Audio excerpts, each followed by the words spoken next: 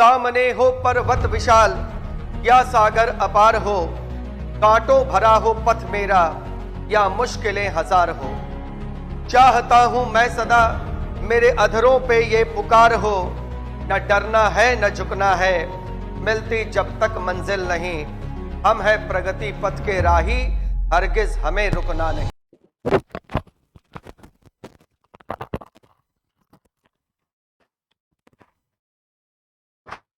चलो देखो, प्रहार 24 बैच का अभी जो क्लास है वो है साइंस, और साइंस में मतलब सब कुछ, फिजिक्स भी होगा, केमिस्ट्री भी होगा, बायो भी होगा, बेसिक साइंस एंड इंजीनियरिंग भी होगा, और इंजीनियरिंग ड्राइंग भी होगा। बहुत ज्यादा परेशान होने का आपको जरूरत नहीं है, सब कुछ होगा और समय से पहले हो जाएगा। कैसे होगा क्या होगा वो सब का प्लान मेरे दिमाग में है। आपको सिर्फ जो पढ़ा रहे हैं उसको ध्यान से पढ़ लेना। जब हम पढ़ाना स्टार्ट करेंगे तो आपको बता देंगे कि ये पढ़ा रहे हैं आपको सीबीटी 1 का सिलेबस, ये पढ़ा रहे हैं सीबीटी 2 का सिलेबस, पढ़ाएंगे दोनों। और जब ये बोलेंगे कि ये दोनों का सिलेबस है, इसका मतलब वो दोनों का सिलेबस हो।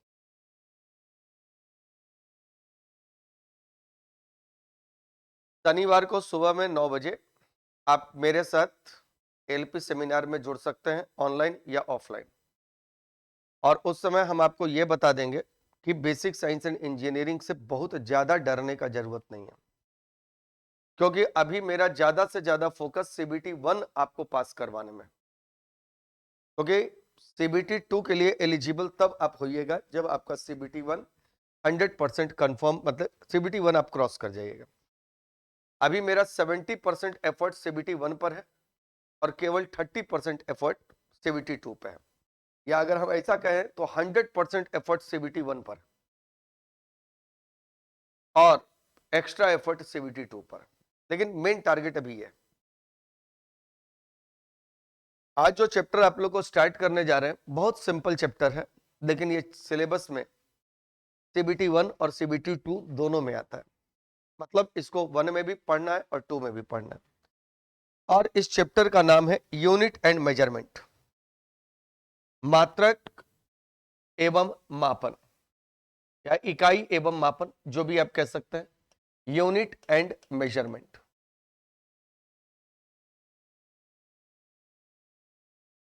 मेजरमेंट, यूनिट एंड मेजरमेंट, इकाई एवं मापन। बहुत सिंपल चैप्टर है, पढ़ाने के लिए बहुत कुछ इसमें नहीं है, क्योंकि ये वो चैप्टर है जो आपको पूरे फिजिक्स में पढ़ना है, पूरे साइंस में पढ़ना है। इस चैप्टर का शुरुआत तो है लेकिन अंत नहीं है। एग्जामिनर आपसे क्या पूछ देगा, किसका यूनिट पूछ देगा, किस सिस्टम में पूछ देगा, इसका आइडिया किसी को नहीं होता। लेकिन अब यहां पर जब रेलवे का एग्जाम का बात आता है तो रेलवे का एग्जाम का एक बहुत अच्छा बात हम बार बार कहते हैं, इस सिलेबस से हटके नहीं पूछता। तो अगर आपको यह पता है कि मेरा सिलेबस क्या है और उस सिलेबस में अगर आप डेप्थ तक पढ़ लेते हैं तो आपका 95% या 98% क्वेश्चंस आप बना सकते हैं। अगर आपका किस्मत या नसीब खराब होगा तो ही आपसे क्वेश्चन नहीं बनेगा, अन्यथा आप सभी क्वेश्चन बना सकते हैं। अगर नसीब खराब हुआ तो एक आध क्वेश्चन ना बने अलग बात है, लेकिन most of the students, 99% student अगर सिलेबस को अच्छे से पढ़ ले तो 100% क्वेश्चन बना सकता है, चाहे वो सीबीटी 1 का हो चाहे वो सीबीटी 2 का हो। अब देखो, इस चैप्टर में हम अगर छोटा छोटा कुछ बात बताएं आपको, जो आप चाहे तो मेरे साथ साथ लिख भी सकते हैं। ऐसे आप सबको ये सब छोटी छोटी बातें मालूम है, लेकिन फिर भी अगर आप नोट्स बना करके लिख रहे हैं तो ठीक है, नहीं तो ऐसे तो हम नोट्स सबका पीडीएफ नोट्स दे देंगे। आज पहला क्लास है तो पीडीएफ नोट्स नहीं दे रहे, आज सिर्फ आपको बातें समझा रहे। देखिए, एक बात दिमाग में समझ लीजिए कि आपका काम मेहनत करना है पूरे शिद्दत के साथ, बाकी रेस्ट पर अभी विचार करने का कोई जरूरत नहीं। क्या होगा आगे इसके बारे में अभी सोचने का समय नहीं है। इतना मेहनत करिए कि ये चीज, ये बात दिमाग में आई ही नहीं कि क्या होगा। जो होगा बहुत अच्छा होगा, अच्छा नहीं होगा, बहुत अच्छा होगा। और आप पूरा एफर्ट लगा दीजिए, इतना अपने दिमाग को थका दीजिए कि बिस्तर पर लेटिए और नींद आ जाए। 10-5 सेकंड 20 सेकंड के अंदर में नींद आ जाना चाहिए। अपने दिमाग को इतना एग्जॉस्ट कर लीजिए। अब आपके पास बहुत कुछ पढ़ने को नहीं है, क्योंकि इतना दिन से तो आप पढ़ ही रहे थे। अब आपके पास है, जो आपने सीखा है उसको सही से आउटपुट में लाने का समय। मतलब अब आप अपना लॉजिक उसमें डेवलप कीजिए। अब ये कोई अगर आपको पढ़ाए कि त्वरण का SI मात्रक मीटर पर सेकंड स्क्वायर होता है, तो समझ जाइए कि वहां पढ़ने लायक इस जगह नहीं है। और न्यूटन के पहले नियम से बल की परिभाषा मिलती है।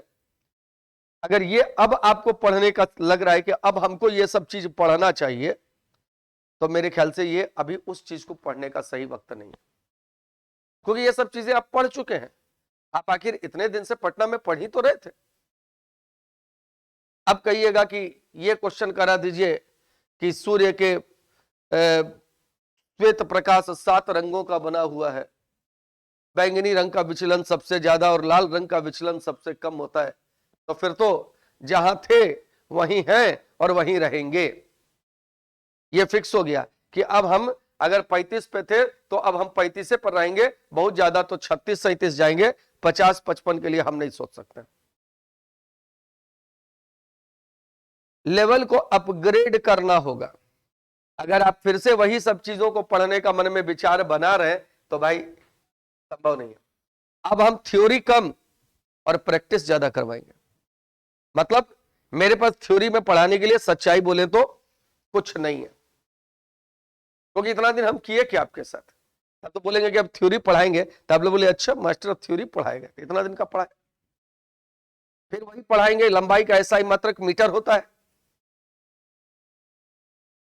अरे यही ना पढ़ा सकते हैं।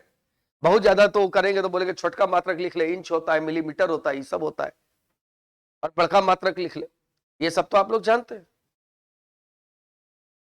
अब आपको जहां पर फंस रहे हैं वहां से मेरा निकालना काम, तो तैयारी भी उसी हिसाब से करना होगा आपको। अगर आप उस हिसाब से अपने आप को मेंटली तैयार नहीं करते हैं तो फिर भाई रिजल्ट मुश्किल है। ये सब चीजें आपको खुद से पढ़ना होगा, या तो आप पहले का जिसका भी कहीं ना कहीं तो फिजिक्स पढ़े होंगे, चाहे हमसे पढ़े हो या किसी और से पढ़े हो, कॉपी उठाइए, बनाइए। हम आपको समरी देंगे, मोटा मोटी समराइज कर देंगे। जैसे आज हम चैप्टर 1 समराइज करने जा रहे हैं, फिर इस पर क्वेश्चन कराएंगे। देखिए सबसे पहले बात समझिएगा कि अब ये आपको पता है कि भौतिक राशि किसको कहते हैं, ये बताने का जरूरत नहीं है, जिसको माप सकते हैं। भौतिक राशि किसको कहा जाता है, तो जिनको मापा जा सकता है, जिनको मापा जा सकता है। अब किसको मापा जा सकता है, लंबाई, द्रव्यमान, तापमान, ये सब चीज को माप सकते हैं, तो ये सब आपका भौतिक राशि, फिजिकल क्वांटिटी है। किसी भी भौतिक राशि जो होता है का मापन जब किया जाता है तो दो चीज में के रूप में व्यक्त किया जाता है, यानी भौतिक राशि के माप को व्यक्त करने के लिए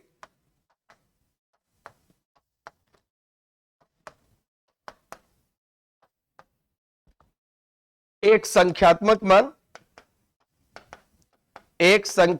मान यानी एक न्यूमेरिकल वैल्यू और एक संख्यात्मक मान और मात्रक की आवश्यकता होती है, मात्रक की आवश्यकता होती है। किसी भी भौतिक राशि के माप को अगर व्यक्त करना है तो आपको चाहिए एक संख्यात्मक मान और एक मात्रक। जैसे एग्जांपल, इस पेन का अगर हमको साइज लिखना है, इस पेन का लंबाई हमको मापना है, मेजर करना है, तो हम लिखेंगे 12 सेंटीमीटर। इसमें 12 जो हो गया वह हो गया आपका संख्यात्मक मान, और सेंटीमीटर जो हो गया वह हो गया हमारा मात्रक।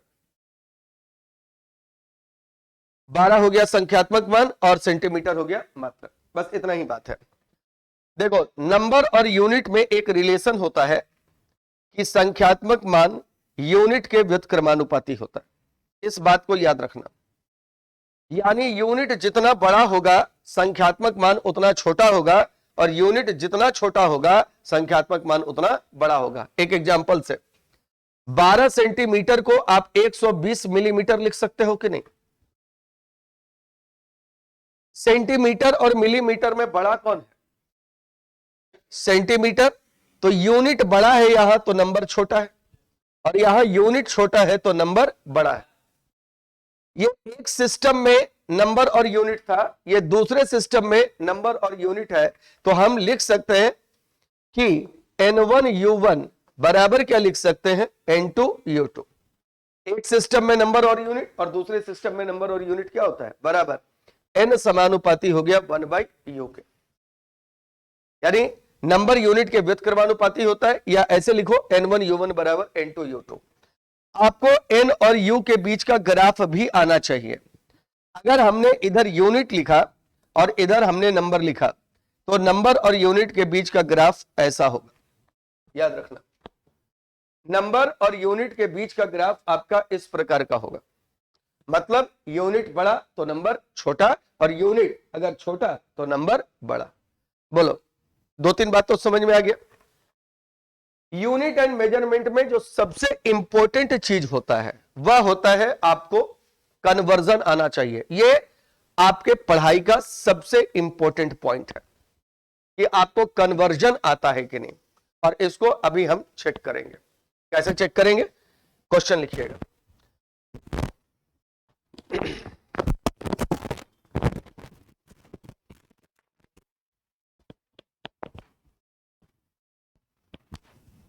अब एक सिंपल सा क्वेश्चन दे रहे हैं, कन्वर्जन आपको आता है कि नहीं? मेरा पहला काम है कन्वर्जन चेक करना। पहले 2-3 बातों को यहां से समझ लीजिए। जिनको मापा जा सकता है उसको भौतिक राशि कहते हैं। मापते समय हमको 2 बातों की जरूरत पड़ेगी, मतलब व्यक्त करने के लिए, एक संख्यात्मक मान का और दूसरा मात्रक का जरूरत पड़ेगा। और आपको आगे बता दें कि नंबर जितना, यूनिट जितना बड़ा होता है नंबर उतना छोटा होता है। नंबर और यूनिट के बीच में रिलेशन अगर पूछे तो N समानुपाती 1/U होता है। और अगर इसको लिखना चाहे तो N1U1 बराबर N2U2 लिख सकते हैं। ग्राफ इस टाइप का होगा। इतना बात आपको क्लियर हो गया तो आगे बढ़ते हैं इस पर, और सबसे पहले करते हैं एक क्वेश्चन। क्वेश्चन लिखोगे।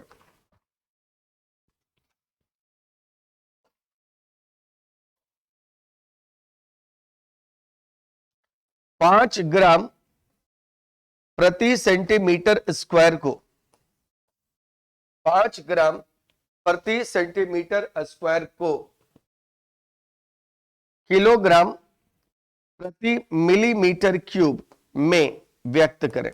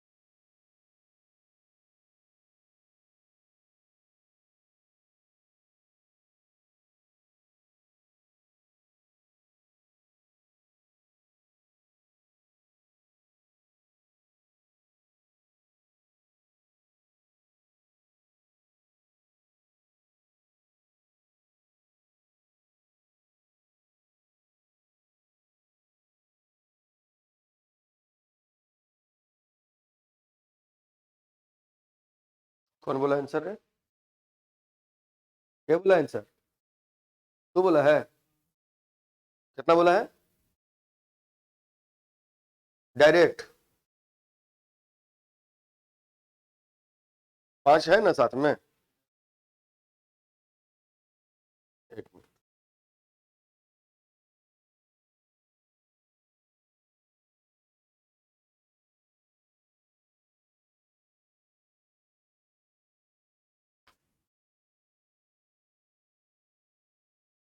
देखो, जो लोग बना लिए अच्छी बात है, जो नहीं बनाए वो अब समझेंगे कैसे बनेगा। आपको अभी हमने रिलेशन समझाया N1U1 बराबर N2U2, ये रिलेशन आपको समझ में आया। ये वाले चीज को आप 1 मान लीजिए और इधर वाले चीज को आप 2 मान लीजिए। न्यूमेरिकल वैल्यू कितना है? 5। यूनिट क्या है? ग्राम प्रति सेंटीमीटर स्क्वायर। इधर वाला वैल्यू हो गया N2 जिसको निकालना है हमको, और U2 का वैल्यू हो गया kg और प्रति मिलीमीटर क्यूब। ये तो गड़बड़ है, ये कैसे होगा? यहां kg प्रति मिलीमीटर स्क्वायर होगा, kg बटे मिलीमीटर स्क्वायर, ये mm स्क्वायर।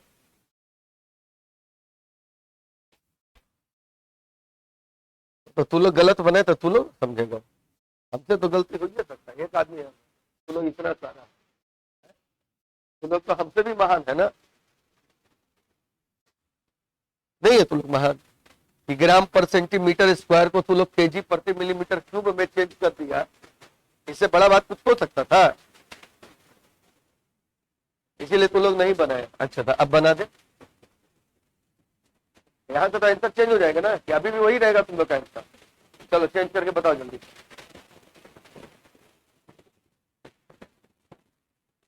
हेलो हेलो,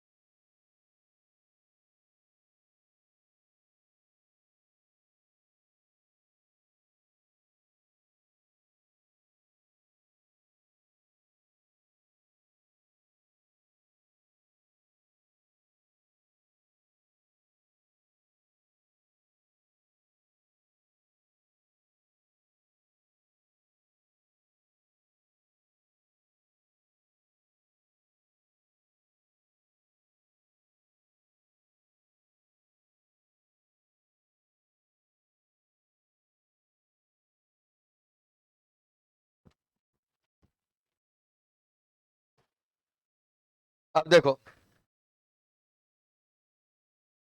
किसको किसी में चेंज कर दो कोई फर्क नहीं पड़ता। ग्राम को यहां रहने दो, सेंटीमीटर स्क्वायर यहां रहने दो। N2 की वैल्यू निकालनी है, किलोग्राम के बदले 10 का पावर 3 ग्राम लिख सकते हो,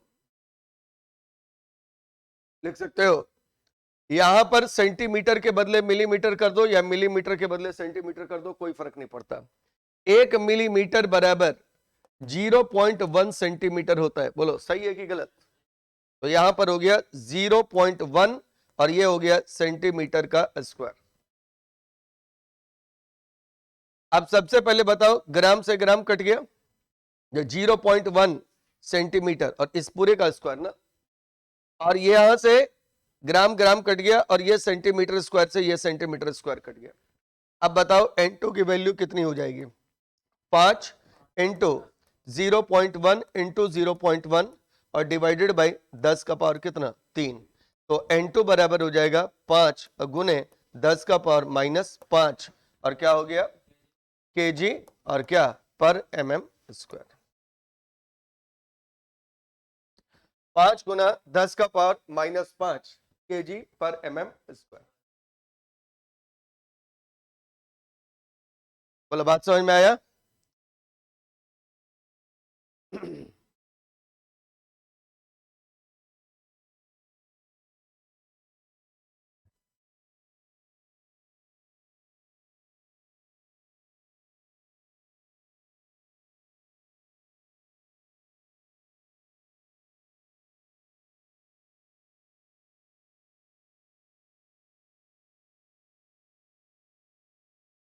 हो गया?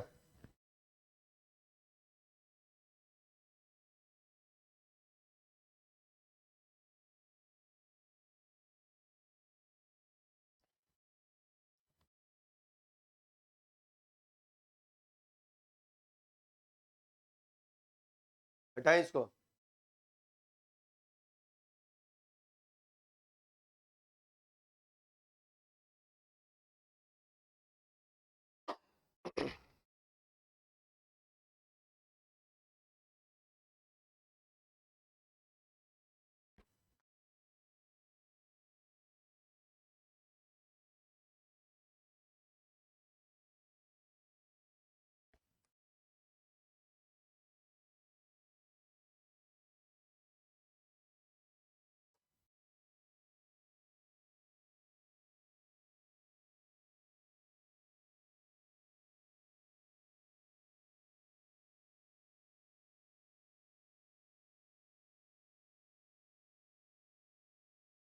इस क्वेश्चन को बनाओ।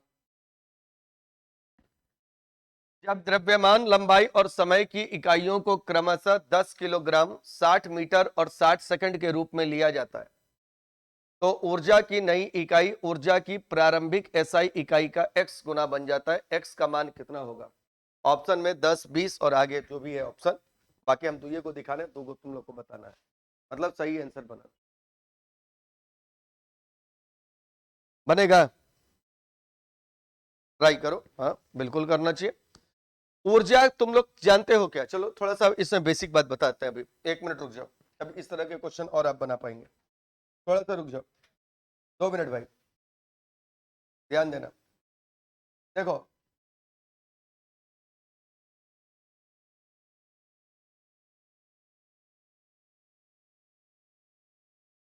सात आधारी राशि है, सबको पता है।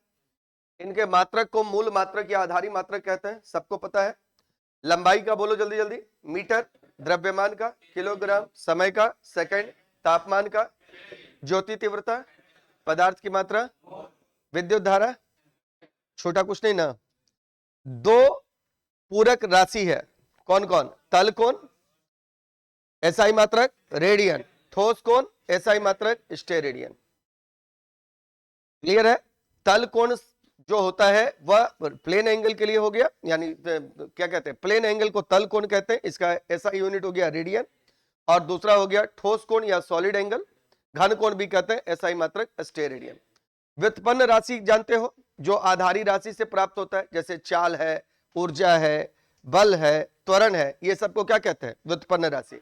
इस सबका मात्रक सबको लिखने आता है।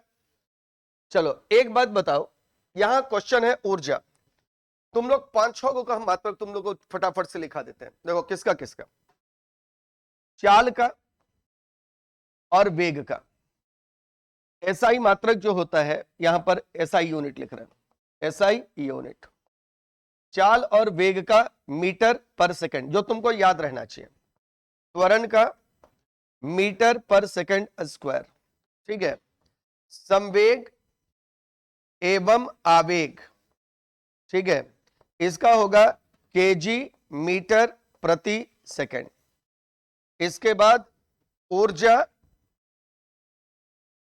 या कार्य या टॉर्क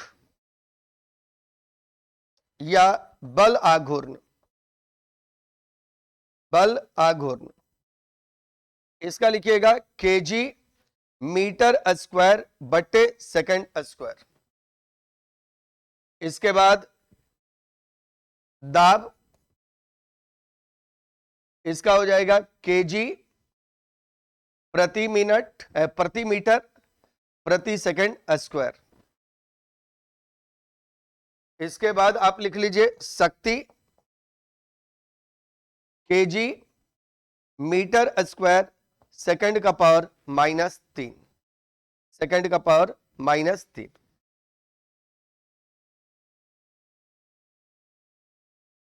इतना से भी काम चल जाएगा।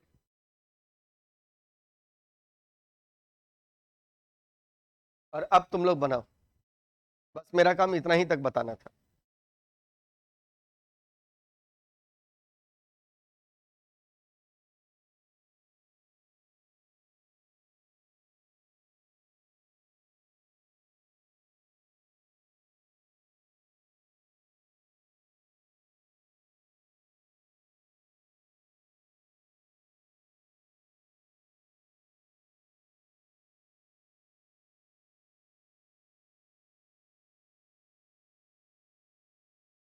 अब तो तुम लोग बनाने का प्रयास कर सकता है ना, या अभी नहीं करेगा?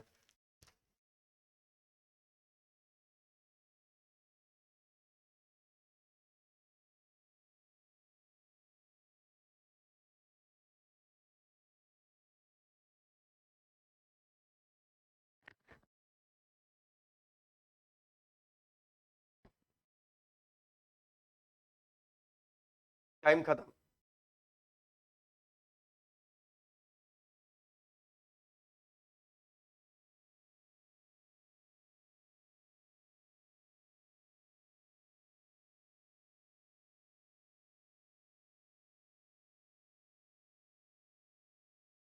इसको लिख लिया सब लोग?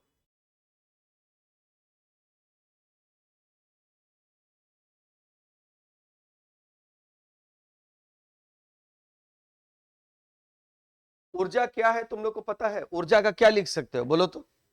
ऊर्जा का लिखो केजी मीटर स्क्वायर प्रति सेकंड स्क्वायर। पहले उसको लिखो, पहले कॉपी में लिखो उसको। ऊर्जा बराबर केजी मीटर स्क्वायर, पट्टा का चिन्ह दो और नीचे में लिखो सेकंड का स्क्वायर।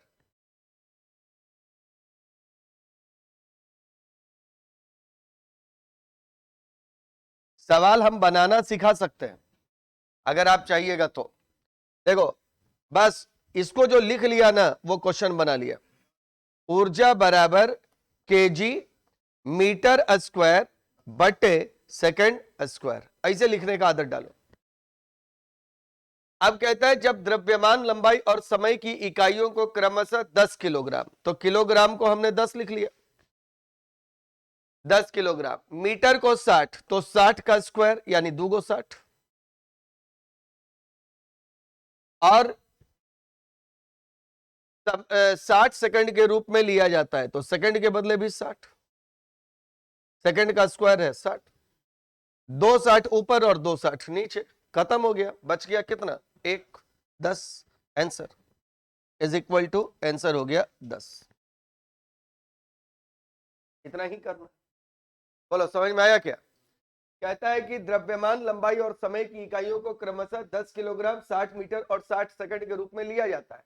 मतलब जो हमने किलोग्राम लिया था अब उसके बदले 10 किलोग्राम लेंगे। जो केजी था उसके बदले 10 केजी, जो मीटर था उसके बदले 60 मीटर, और जो सेकंड था उसके बदले 60 सेकंड। इतना ही तो करना था। वैल्यू को पुट करना है, सॉल्व करना है। बन गया सबका? इधर वाला लिख लिया ना? अभी और देते हैं।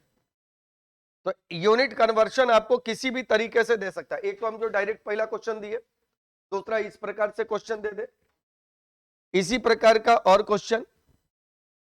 क्वेश्चन नंबर 7 बनाओ।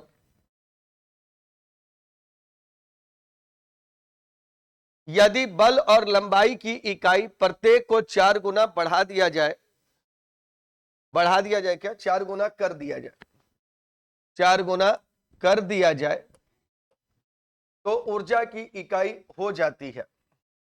ऊर्जा की इकाई हो जाती है, यह क्वेश्चन है। ऊर्जा की इकाई हो जाती है। ऑप्शन है 16 बार, 2 बार, 8 बार, 4 बार, यानी कि 16 गुना, 2 गुना, 8 गुना, 4 गुना। क्या है? यदि बल और लंबाई की इकाई प्रत्येक को 4 गुना कर दिया जाए तो ऊर्जा की इकाई।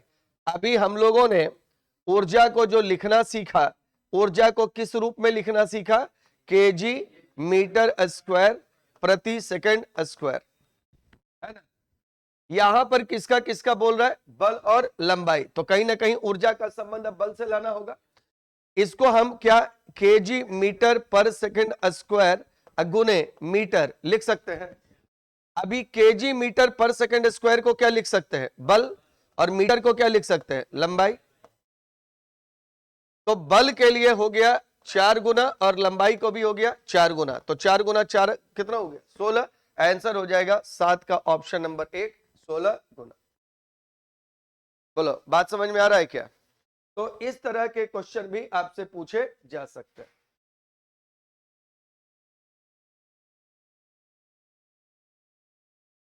इस क्वेश्चन को बनाओ तो जल्दी से।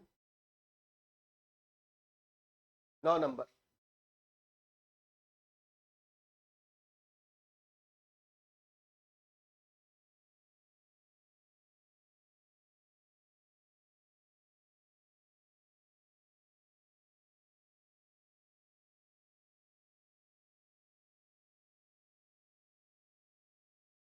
फिर तो लोग टाइम लिया, फिर टाइम लिया। अरे स्पीड, एक्यूरेसी, फटाफट। क्लास जितना दिमाग को दौड़ा, हम बोल रहे हैं कि सोना तभी जब नींद ऐसा आ जाए कि 2 सेकंड में आंख बंद हो जाए। जैसे स्क्रीन होता है ना, तो लोग का देखो, अभी ये मोबाइल है ना, तो ये मोबाइल का इसका स्क्रीन है, और यहां से ऐसे किए ना, ये बंद हो गया। तुम्हारा आंख भी, शरीर में नींद भी ऐसा होना चाहिए, आंख बंद, नींद स्टार्ट। इतना दिमाग को थकाना है। वो 2 तरीका से थक सकता है, या तो खूब शॉर्ट वीडियो देख लो, ऐसे ऐसे सरका सरका करके, है ना, 8-10 घंटा लगातार देखते रहो तो भी नींद आ जाएगा उस स्थिति में, और नहीं तो 8-10 घंटा पढ़ लो तो भी नींद आ जाएगा उस स्थिति में।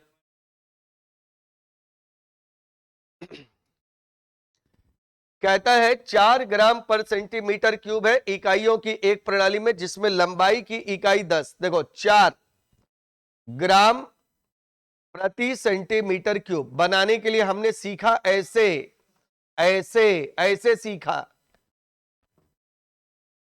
तो जैसे सीखा वैसे हाथ चलाएंगे। बचपन में अ लिखने के लिए बार बार इसी पर हाथ चलाते थे। क्वेश्चन भी घर में जाकर के ऐसा क्वेश्चन खुद से 10 बार प्रैक्टिस, वही क्वेश्चन को 5 बार प्रैक्टिस करो। तुम लोग को लगता है कि नया क्वेश्चन हम बहुत बना लेंगे ना तो मेरा रिजल्ट हो जाएगा। अरे हर किताब में उतना क्वेश्चन रहता है जितना में आपका रिजल्ट हो सकता है। आप उसी क्वेश्चन को 5 बार बनाइए, 10 बार बनाइए। 4 ग्राम प्रति सेंटीमीटर क्यूब है इकाइयों की एक प्रणाली में, जिसमें लंबाई की इकाई 10 सेंटीमीटर है और द्रव्यमान की इकाई 100 ग्राम। द्रव्यमान की इकाई 100 ग्राम है, तो 4 और ग्राम के बदले 100 ग्राम, और लंबाई के बदले 10 सेंटीमीटर और इसका क्यूब। ये हो गया 400 और नीचे हो गया 1000 ग्राम पर सेंटीमीटर क्यूब। 2 को 0 कट जाएगा, कितना हो जाएगा? 0.4। आंसर हो जाएगा ऑप्शन नंबर दूसरा। आंसर हो जाएगा ऑप्शन नंबर दूसरा। स्टाइल बदलेंगे। क्वेश्चन में बोला है कि केजी में बदलना है। इकाई की सीजीएस प्रणाली में एक पदार्थ का घनत्व इतना है, इकाइयों की एक प्रणाली में जिसमें लंबाई की इकाई 10 सेंटीमीटर है। बोला एक ऐसा सिस्टम है जिसमें कि लेंथ का यूनिट कितना है? 10 सेंटीमीटर। सेंटीमीटर नहीं है, कितना है? 10 सेंटीमीटर। और द्रव्यमान की इकाई कितनी है? 100 ग्राम है। ग्राम नहीं है, 100 ग्राम है। तो वहां पर इसका घनत्व का वैल्यू क्या होगा?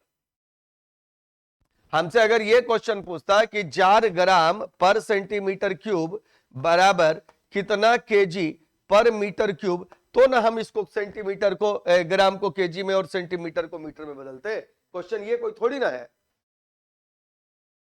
बोलो, बात में ना समझ रहे हो? अगला क्वेश्चन देखो, इस क्वेश्चन का जवाब दे तो। निम्नलिखित में से कौन सा भौतिक मात्रा का नाम नहीं है? इस क्वेश्चन को, निम्न में से कौन सा भौतिक मात्रा का नाम नहीं है? किलोग्राम, घनत्व, आवेग, ऊर्जा है। निम्न में से कौन सा भौतिक मात्रा का, कौन होगा? कौन सा भौतिक मात्रा का नाम नहीं है? किलोग्राम। ये मात्रा भौतिक राशि, भौतिक मात्रा कोई थोड़ी ना है, ये तो मात्रक है। और ये सब भौतिक मात्रा है, फिजिकल क्वांटिटीज है। घनत्व, आवेग, ऊर्जा। रीजनिंग का क्वेश्चन रहता ऑड मैन आउट, तो अभी आंसर कौन सा होता है? किलोग्राम। बोले बात समझ रहे हो? अगला क्वेश्चन देखो, क्वेश्चन नंबर 11। एक पिंड का वजन 12 ग्राम है। देखो तो यह कथन सही नहीं है क्योंकि, ऑप्शन देखो, वजन की इकाई के लिए सही प्रतीक का उपयोग नहीं किया गया है, ग्राम का सही प्रतीक जीएम है, वजन किलो में व्यक्त किया जाना चाहिए, ऊपर दिए गए कारणों के अलावा किसी अन्य कारण से। अच्छा से सोच के बता। एक पिंड का वजन 12 ग्राम है, एक पिंड का वजन 12 ग्राम है, यह कथन सही नहीं है क्योंकि, पहला कहता है वजन की इकाई के लिए सही प्रतीक का उपयोग नहीं किया गया, वजन की इकाई के लिए सही प्रतीक का उपयोग नहीं किया गया है। दूसरा कहता है ग्राम का सही प्रतीक जीएम है, सही है, ग्राम का प्रतीक जीएम होता है? और ये तो इसका कोई मतलब ही नहीं बनता। वजन किलो में व्यक्त किया जाना चाहिए,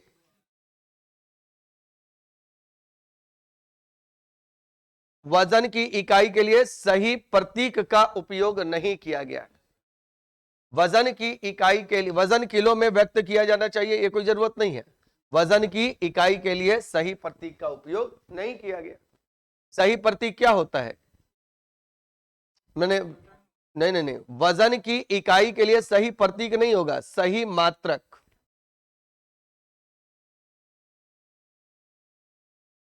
सही मात्रक का उपयोग नहीं किया गया, मतलब ऊपर दिए गए कारणों के अलावा किसी अन्य कारण से, यह आंसर होना चाहिए।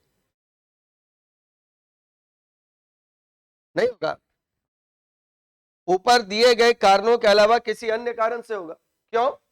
पिंड का वजन 12 न्यूटन होगा। वजन को इंग्लिश में क्या कहते हैं? वेट। और वेट को किस में दिया जाता है? न्यूटन में। तो ऊपर दिए गए कारणों के अलावा किसी अन्य कारण से। अगला देखो, बोलो बात समझ में आया क्या? क्वेश्चन आइए नेक्स्ट है, सार्थक अंक तो अभी नहीं बताए हैं तो लोग को।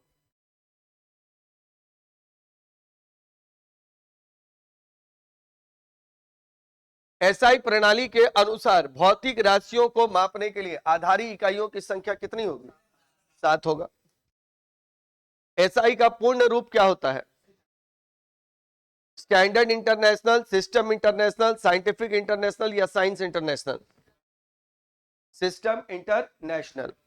निम्नलिखित में से कौन सी इकाइयों की प्रणाली नहीं है? पहला है एमकेएस, दूसरा है सीजीएस, तीसरा है एसआई और चौथा है डेसिबल। डेसिबल क्या है? ध्वनि की तीव्रता का व्यवहारिक मात्रक। सार्थक अंक तो भी पढ़ाना होगा तुम लोग को, मात्रक है। अच्छा एक देखो 22 नंबर, निम्नलिखित में से कौन सा माप सबसे सटीक है? देखो तो,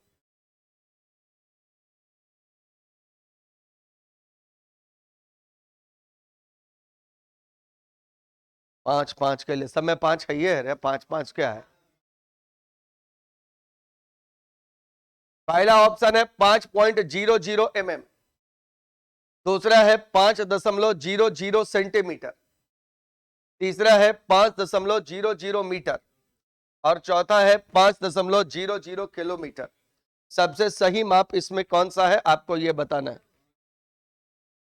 है? अच्छा मीटर होगा, है ना? काहे की लंबाई का ऐसा ही मात्रक मीटर होता है, तो लोग तो बोला गया होगा। ये सटीक माप समझते हो? दम एग्जैक्ट मापन करके बता रहा है वैल्यू को। अब ध्यान से सोचो, अब एक हिंट दी है।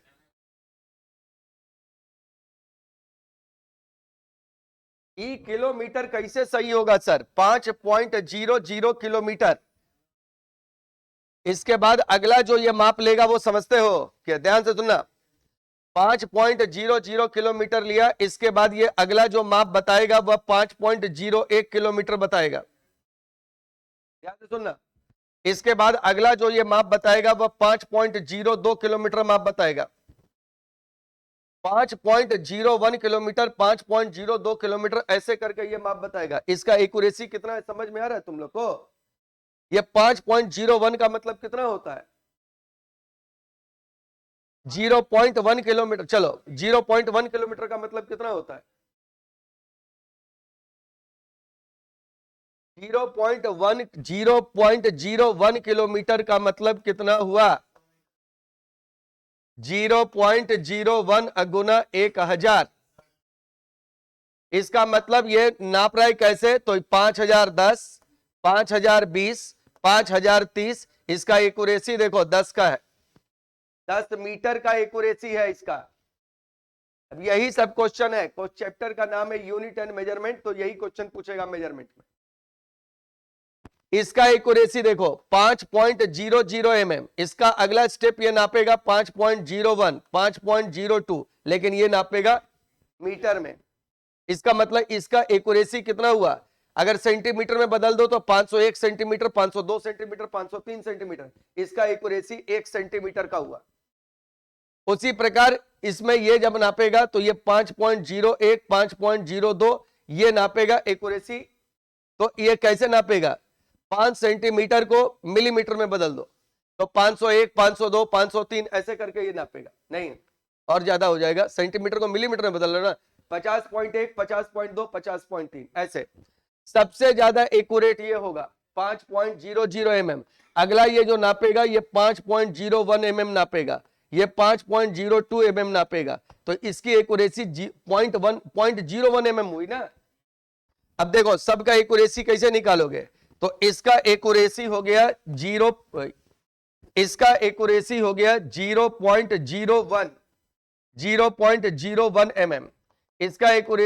0.01 cm, इसका एक्यूरेसी हो गया 0.01 मीटर, और इसका एक्यूरेसी हो गया 0.01 किलोमीटर। अब बताओ सबसे सटीक माप कौन सा होगा? Option number 1। बोलो, बात समझ में आ रहा है क्या मेरा? अरे हाँ या ना? अगला क्वेश्चन देखो, यदि पी क्यू आर विभिन्न मात्रकों वाली भौतिक राशियां हैं तो निम्नलिखित में से कौन सा सार्थक हो सकता है? विभिन्न भौतिक राशि है तो कौन सा सार्थक हो सकता है, मतलब इसमें कौन सा सही हो सकता है? चलो क्वेश्चन को हम थोड़ा बड़ा करते हैं।